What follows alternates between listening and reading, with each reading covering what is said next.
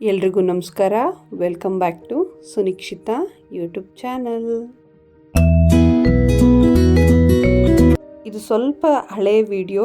ಅಂದರೆ new year ದಿನ ನಮ್ಮ ಸ್ಕೂಲಲ್ಲಿ ನಾವು ಹೇಗೆ ಸೆಲೆಬ್ರೇಟ್ ಮಾಡಿದ್ವಿ ಅಂತ. ಈಗ ಆಲ್ರೆಡಿ ಡೆಕೋರೇಷನ್ ಎಲ್ಲ ನಡೀತಾ ಇದೆ.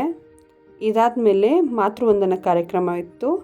ನಾವು ಪ್ರತಿ ವರ್ಷ ನ್ಯೂ ಇಯರ್ ದಿನ ಮಾತೃವಂದನಾ ಕಾರ್ಯಕ್ರಮ ಮತ್ತು ನಮ್ಮ ಸ್ಕೂಲ್ ಚೇರ್ಮನ್ ಸರ್ ಅವ್ರದ್ದು ಬರ್ಡೇ, ಹಾಗೆಯೇ ನ್ಯೂ ಇಯರ್ ಸೆಲೆಬ್ರೇಷನ್, ಹಾಗೆ ಸ್ಟಾಲ್ ಡೇ ಇರುತ್ತೆ. ಸ್ಟಾಲ್ ಡೇ ವಿಡಿಯೋ ನೀವೆಲ್ಲರೂ ಆಲ್ರೆಡಿ ನೋಡಿದ್ದೀನಿ ಅಂತ ಅನ್ಕೋತೀನಿ. ಈಗ ಮಾತೃವಂದನಾ ಕಾರ್ಯಕ್ರಮ, ಮಾತೃ ಮತ್ತು ಪಿತೃವಂದನಾ ಕಾರ್ಯಕ್ರಮ.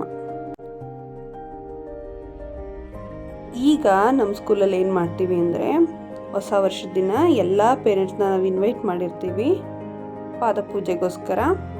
ಅವರ ಮಕ್ಕಳು ಅವರ ತಂದೆ ಮತ್ತು ತಾಯಿಗೆ ಪಾದಪೂಜೆ ಮಾಡ್ತಾರೆ.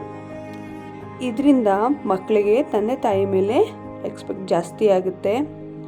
ಯಾಕಂದರೆ ಮಗು ಆದ ತಕ್ಷಣವೇ ಪೇರೆಂಟ್ಸ್ ಆಗ್ತಾರಲ್ವ, ಅವರು ತುಂಬ ಸ್ಯಾಕ್ರಿಫೈಸ್ ಮಾಡೋದಕ್ಕೆ ಶುರು ಮಾಡ್ತಾರೆ. ಅಂದರೆ ಇಷ್ಟು ದಿನ ನಾವು ನಂದು ಅಂತ ಹೇಳ್ತಿದ್ದ ಪೇರೆಂಟ್ಸು ನಮ್ಮ ಮಕ್ಕಳಿಗೆ ಅಂತಲೇ ಹೇಳೋದು ಪ್ರತಿಯೊಂದು ಸಣ್ಣ ಪುಟ್ಟ ವಿಷಯದಲ್ಲೂ ಕೂಡ. ಆದ್ದರಿಂದ ಅವ್ರಿಗೆ ಒಂದು ನಮನನ್ನು ಸಲ್ಲಿಸಬೇಕು ಅನ್ನೋದೇ ಈ ಕಾರ್ಯಕ್ರಮದ ಉದ್ದೇಶ. ಇದು ಇದೇ ರೀತಿ ಅವರ ಜೀವನ ಪೂರ್ತಿ ಇರಲಿ ಅಂತಲೇ ನಾನು ಆಶಿಸ್ತೀನಿ. ಎಲ್ಲ ವಿಷಯನೂ ಅವರಾಗಿದ್ದವರೇ ಕಲೀಲಿ ಅಂತ ಹೇಳೋದು ತುಂಬ ಕಷ್ಟ. ದೊಡ್ಡವರಾದಂಥ ನಾವು ಎಲ್ಲ ವಿಷಯಗಳನ್ನು ಹೇಳ್ಕೊಡ್ಬೇಕು.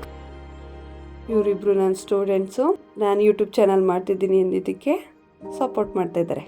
Thank you so much. ಈ ಕಾರ್ಯಕ್ರಮದಲ್ಲಿ ನಮ್ಮ ಪುಟಾಣಿ ಮಕ್ಕಳು ಪಾದಪೂಜೆ ಮಾಡೋದು ನೋಡೋದಕ್ಕೆ ತುಂಬ ಚೆನ್ನಾಗಿರುತ್ತೆ. ಒಂದು ರೀತಿಲಿ ನಾವೇ ಹೇಳಿ ಮಾಡಿಸ್ಕೊತಿದ್ದೀವೇನೋ ಅಂತ ಇರುತ್ತೆ. ಬಟ್ ಪುಟಾಣಿ ಮಕ್ಕಳಲ್ಲಿ ನಾವು ಈಗಲೇ ಈ ರೀತಿ ಸಂಸ್ಕಾರನ ಹೇಳ್ಕೊಡ್ತಾ ಬಂದರೆ ಅವರು ದೊಡ್ಡವರಾಗೋವರೆಗೂ ಈ ಸಂಸ್ಕಾರ ಇರುತ್ತೆ. ಇತ್ತೀಚೆಗಂತೂ ಯಾವ ಮಕ್ಕಳು ಕೂಡ ಅವ್ರ ತಂದೆ ತಾಯಿಗೆ ಬೆಲೆನೇ ಕೊಡಲ್ಲ. ಅಂದರೆ ಹೇಳಿದ ಮಾತು ಕೇಳದೆ ಇರ್ಬೋದು, ಹಠ ಮಾಡೋದು, ಇದೆಲ್ಲ ಈ ಜನ್ರೇಷನ್ನಲ್ಲಿ ತುಂಬ ಜಾಸ್ತಿ ಕಾಣುತ್ತೆ. ಇದು ಬೇಕೇ ಬೇಕು ಅಂತ ಹೇಳೋದು, ಇದೆಲ್ಲ ನಾವು ನೋಡ್ತಾ ಇದ್ದೀವಿ. ಟೀಚರ್ ಆಗಿರೋದ್ರಿಂದ ತುಂಬ ಕಂಪ್ಲೇಂಟ್ ಅದೇ ಬರ್ತಿರುತ್ತೆ. ಹಠ ಮಾಡ್ತಾರೆ. ಅದಕ್ಕೆ ಒಂದು ರೀತಿಲಿ ನಾವು ಕಾರಣ ಆಗಿರ್ಬೋದು. ಅಂದರೆ ಅವ್ರು ಕೇಳಿದ ತಕ್ಷಣ ಕೊಟ್ಬಿಡೋದು ನಾವೇ ಕಲಿಸಿರ್ತೀವಿ. ಅದರಿಂದ ಅವರು ಮತ್ತೆ ಅದನ್ನೇ ಬೇಕು ಅಂತ ಕೇಳ್ತಾ ಇರ್ತಾರೆ. ಸೊ ಆದಷ್ಟು ಯಾವುದೇ ವಸ್ತುಗಳನ್ನು ನಿಧಾನಿಸಿ ಕೊಡಿ, ಅದ್ರ ಬೆಲೆ ಅವ್ರಿಗೆ ಗೊತ್ತಾಗಲಿ. ಆವಾಗ ಅವರು ಹಠ ಮಾಡೋದನ್ನು ಕಡಿಮೆ ಮಾಡ್ಕೋತಾರೆ. ಇದಾದಮೇಲೆ ನಮ್ಮ ಪುಟಾಣಿ ಮಕ್ಕಳು ಸ್ವೀಟ್ ತಿನ್ನಿಸಿ ಅವರು ಹೊಸ ವರ್ಷನ ಶುರು ಮಾಡಿದ್ರು. ನಮ್ಮ ನೆಕ್ಸ್ಟ್ ಜನ್ರೇಷನ್ಗೆಲ್ಲ ಹೇಗೆ ನಾವು ನಮ್ಮ ಸಂಸ್ಕಾರಗಳು, ಪದ್ಧತಿಗಳನ್ನು ಹೇಳ್ಕೊಡ್ಬೇಕು ಅಂತ ಅಂದರೆ, ನಮ್ಮ ಮಕ್ಳುಗಳಿಗೇನೆ ಹೇಳ್ಕೊಂಡು ಹೋದರೆ ಆಗಿನ ಜನ್ರೇಷನ್ ಈಗೆಲ್ಲ ಜನಪದ ಪದಗಳೆಲ್ಲ ನಮ್ಗೆ ಹೇಗೆ ಬಂದಿದೆ, ನಮ್ಮ ಅಜ್ಜಿ ತಾತ ನಮ್ಗೆ ಹೇಳ್ಕೊಟ್ಟಿದ್ದು, ನಮ್ಮ ಅಪ್ಪ ಅಮ್ಮ ನಮಗೆ ಹೇಳ್ಕೊಟ್ಟಿದ್ದು, ಇದೇ ರೀತಿ ಪಾಸ್ ಆಗುತ್ತಲ್ವ. ಅದೇ ರೀತಿ ನಾವು ನಮ್ಮ ಮಕ್ಳಿಗೆ ಹೇಳ್ಕೊಟ್ರೆ ಅವ್ರ ನೆಕ್ಸ್ಟ್ ಜನ್ರೇಷನ್ ಇದೇ ರೀತಿ ಪಾಸ್ಔಟ್ ಆಗುತ್ತೆ. ನಮ್ಮ ಸಂಸ್ಕಾರ, ನಮ್ಮ ಮೌಲ್ಯಗಳು ಹಾಗೆ ಉಳ್ಕೊಳ್ಳುತ್ತೆ. ಸ್ಕೂಲ್ನಲ್ಲಿ ಪಾಠನ ನಾವು ಹೇಗೆ ಮಾಡ್ತೀವೋ ಅದೇ ರೀತಿ ಮೌಲ್ಯಗಳನ್ನು, ಸಂಸ್ಕಾರವನ್ನು, ಇವತ್ತಿನ ದಿನದಲ್ಲಿ ನಮ್ಮ ಸಂಸ್ಕಾರ ಎಲ್ಲ ಕಳೆದೋಗ್ತಾ ಇದೆ. ಅದನ್ನೆಲ್ಲ ನಮ್ಮ ಪುಟಾಣಿ ಮಕ್ಳಿಗೆ ನಾವು ಹೇಳ್ಕೊಡೋದ್ರಿಂದ ನಮ್ಮ ಸಂಸ್ಕಾರ ಹಾಗೇ ಮುಂದೆ ಜನ್ರೇಷನ್ಗೆ ಪಾಸ್ ಆಗ್ತಾ ಹೋಗುತ್ತೆ. ಇದಾದಮೇಲೆ ನೆಕ್ಸ್ಟ್ ಕಾರ್ಯಕ್ರಮ ಇದ್ದಿದ್ದು ಪ್ರೈಸ್ ಡಿಸ್ಟ್ರಿಬ್ಯೂಷನ್. ಅಂದರೆ ಸ್ಪೋರ್ಟ್ಸ್ ಡೇಲಿ ಗೆದ್ದಂಥ ಮಕ್ಕಳಿಗೆ ಪ್ರೈಸ್ ಡಿಸ್ಟ್ರಿಬ್ಯೂಷನ್ ನಡೀತಾ ಇತ್ತು. ಇವರಿಬ್ಬರು ನಮ್ಮ ಸ್ಕೂಲ್ನ ಕ್ಯೂಟೆಸ್ಟ್ ಪುಟಾಣಿಗಳು.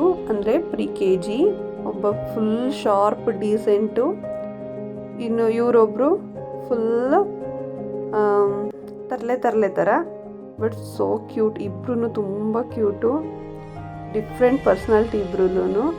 ಈ ಎಲ್ಲ ವಿಷಯಗಳು ಮಕ್ಕಳಲ್ಲಿ ಸ್ಪರ್ಧಾ ಮನೋಭಾವವನ್ನು ತಗೊಂಬರುತ್ತೆ. ಅಂದರೆ ಆಟದಲ್ಲಿ, ಪಾಠದಲ್ಲಿ, ಊಟದಲ್ಲಿ ಎಲ್ಲದರಲ್ಲೂ ನಾವು ಮುಂದೆ ಇರಬೇಕು, ಮೊದಲಾಗಿರಬೇಕು ಅಂತ ಹೇಳ್ಕೊಡುತ್ತೆ. ಪ್ರೈಸ್ ಡಿಸ್ಟ್ರಿಬ್ಯೂಷನ್ ಫುಲ್ ಹೈಯರ್ ಕ್ಲಾಸ್ವರೆಗೂ ನಡೀತು. ನೆಕ್ಸ್ಟು ನಾವು ಸ್ಪರ್ಧೆ ಆಡ್ತೀವಿ ಅಂತ ಶುರು ಮಾಡ್ತೀವಲ್ವ, ಅಲ್ಲೇ ನಾವು ಗೆಲ್ತೀವಿ.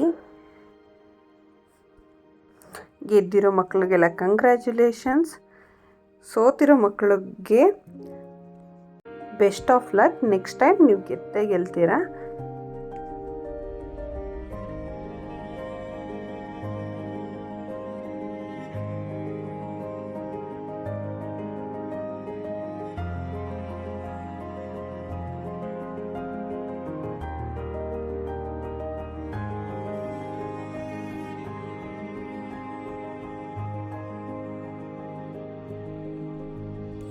ಇಲ್ಲಿ ಎಲ್ಲ ಪೇರೆಂಟ್ಸ್ಗೂ ಸ್ವೀಟ್ ಡಿಸ್ಟ್ರಿಬ್ಯೂಷನ್ ನಡೀತಾ ಇದೆ.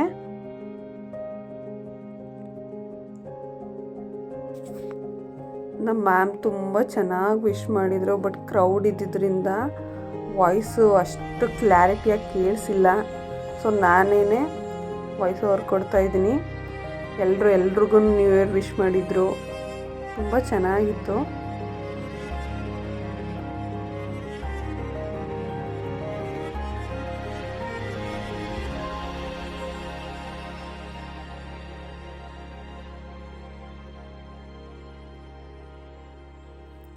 ಇದಾದಮೇಲೆ ನಾವೆಲ್ಲರೂ ಒಬ್ರಿಗೊಬ್ರು ಸ್ವೀಟ್ ತಿನ್ನಿಸ್ಕೊಂಡು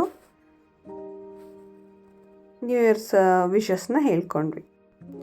ಈ ವಿಡಿಯೋ ನಿಮ್ಗೆ ಇಷ್ಟ ಆಗಿದ್ರೆ ಲೈಕ್ ಮಾಡಿ, ಶೇರ್ ಮಾಡಿ, ನನ್ನ ಚಾನಲ್ನ ಸಬ್ಸ್ಕ್ರೈಬ್ ಮಾಡ್ಕೊಳ್ಳಿ. ಇನ್ನೂ ತುಂಬ ವಿಡಿಯೋಗಳಿದೆ, ಅದೆಲ್ಲ ಬರುತ್ತೆ.